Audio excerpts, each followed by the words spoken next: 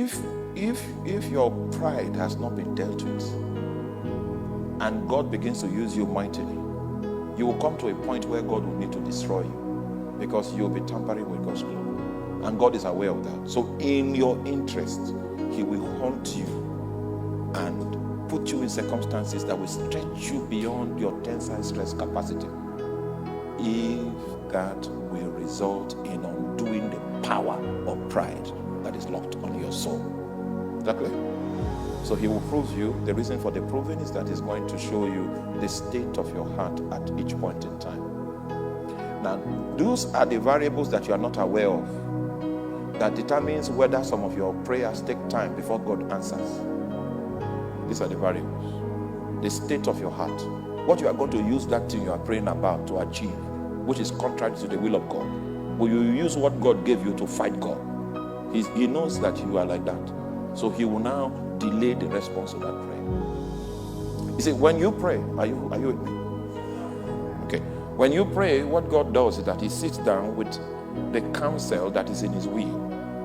And then His will counsels Him. Because He has a will He wants to accomplish in your life. So that will is what counsels Him. And that's what determines how He responds to your prayer. When that will looks at you and sees the state of your heart and He sees idols there, He knows that if God answers that prayer, you will use it to adorn your idols.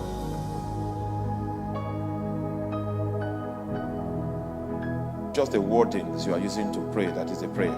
The person that is praying is part of the prayer. You cannot differentiate the person praying from the wordings. It's mixed together. So God will answer you the way you are. And the way you are is different from how the next person is. So the next person's answer is going to be different from you, because the person is the way the person is. And that's how God is going to answer. There are so many variables.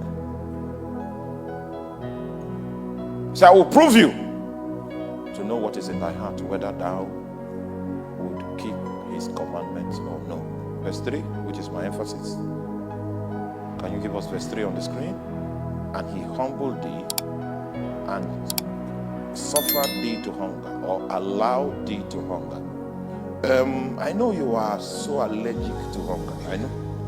I know you want your fridge filled. You want you must have Chinese turkey in your freezer. But part of the process that God is going to use to try your heart and to work on your heart is hunger. Hunger is part of God's tools.